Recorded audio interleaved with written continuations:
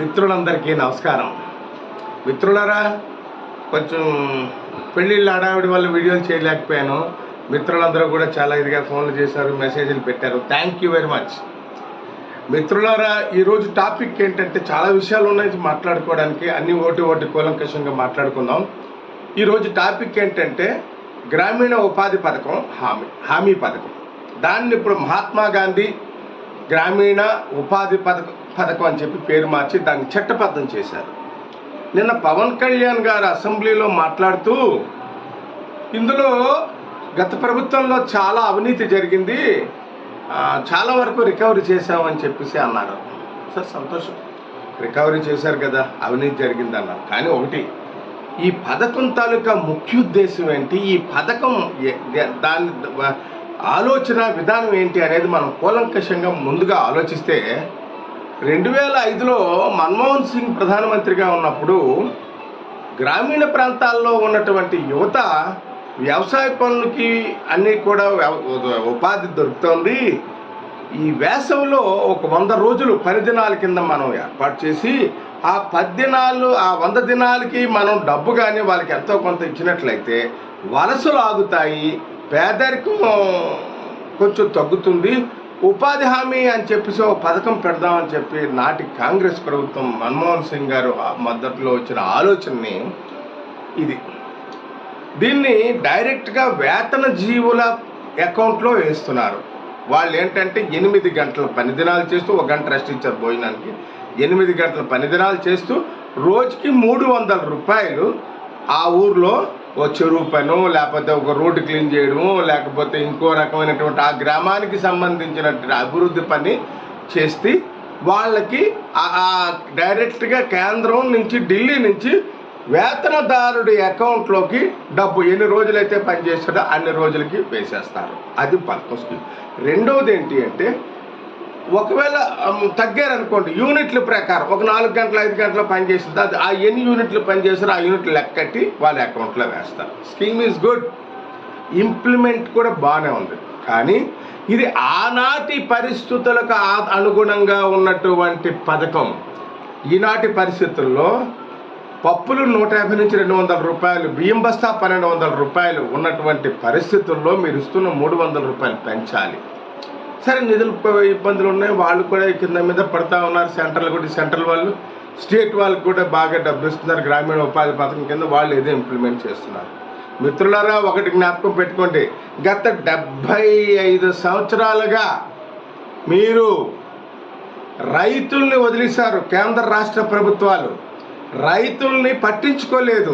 ఇవాళ వ్యవసాయ రంగం కుదేలైపోయి మునిగిపోతున్న పరిస్థితుల్లో ఒక్కసారి మేల్కొన్నారు అందరు రాజకీయ నాయకులు. అమ్మో, వ్యవసాయాన్ని మనం వదిలేసాము, ఈ రైతులు కానీ వ్యవసాయం కానీ మానిస్తే అసలు భవిష్యత్తులో తినడానికి ఎలా అవుతుంది అని చెప్పి మీరు అనుకుని రైతు భరోసా అని, లేకపోతే ఇంకోటని, ఎరువులని, సబ్సిడీ అని రకరకాలుగా మీరు ఏదో ఆ గడికి సరిపడా చేస్తున్నారు. కానీ శాశ్వతమైనటువంటి పరిస్థితుల్లో రైతులకి కేంద్ర రాష్ట్ర ప్రభుత్వాలు చేస్తున్నటువంటి సాయం చాలదు.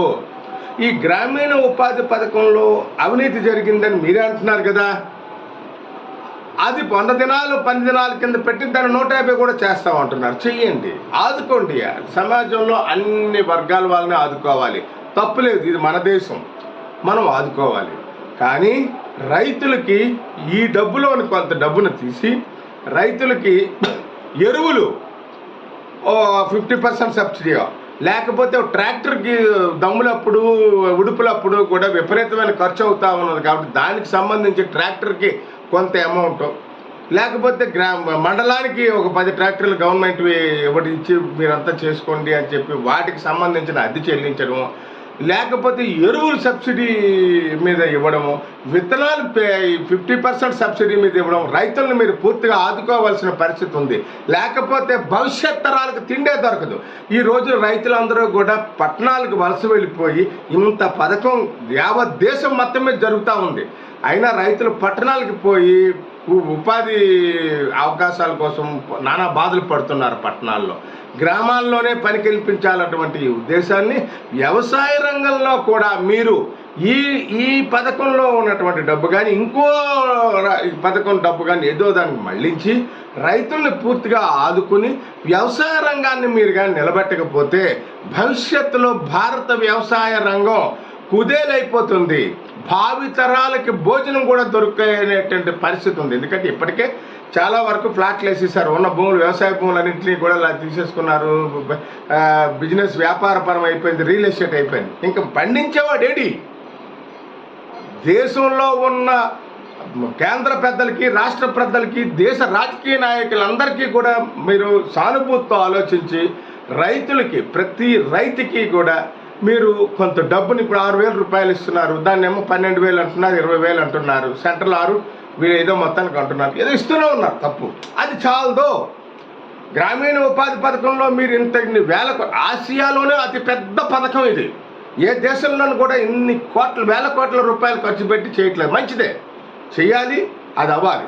దాంతోపాటు రైతులను కూడా మీరు ఆదుకోవాలి. అది దృష్టిలో పెట్టుకుని మీరందరూ కూడా వ్యవసాయం ప్రారంభం అయ్యేటటువంటి పరిస్థితుల్లో ఉడుపులకు సంబంధించి, లేకపోతే ఎరువులు 50% సబ్సిడీ ఇవ్వండి, లేకపోతే మద్దతు ధర, కనీసం మద్దతు ధర పెంచండి. ఇప్పుడు అంతా బాగానే చేస్తున్నారు. ఉన్నదాన్ని పాత రోజుల మీద ఇప్పుడు మంచి పరిస్థితే కనబడతా ఉంది. కానీ ఇంకా మీరు పెంచాలి. పెంచితే భవిష్యత్తులో వ్యవసాయ రంగం ఆదుకుంటుంది. అందులో కూడా ఉపాధి అవకాశాలు వస్తాయి, వలసలు తగ్గుతాయి. వ్యవసాయ రంగానికి మనం ఎంత చేసేయాలి అంతా చెయ్యాలి. ఎందుకంటే కుర్రాళ్ళందరికీ కూడా ఇంట్రెస్ట్ పోయింది వ్యవసాయం మీద. పూర్వం పాత వాళ్ళు ఉన్నటువంటి వాళ్ళు మాత్రమే రైతులు అలా వదలకుండా వ్యవసాయం, భూములకు అధిక ధరలు రావడం వల్ల భూములు అమ్మేసుకుంటున్నారు. అందరూ కూడా వ్యవసాయం చేసే వాళ్ళు తగ్గిపోతున్నారు. కేంద్ర రాష్ట్ర ప్రభుత్వ పెద్దలందరూ కూడా దీన్ని సానుభూతితో అర్థం చేసుకుని వ్యవసాయ రంగాన్ని ఆదుకోవలసిందిగా నేను కోరుతూ, ఈ అవకాశం ఇచ్చినటువంటి పెద్దలకు, ఈ వీడియో వాళ్ళు ఎవరి మనసైనా నొప్పించినా క్షమించండి. నా పేరు గంగరాజు.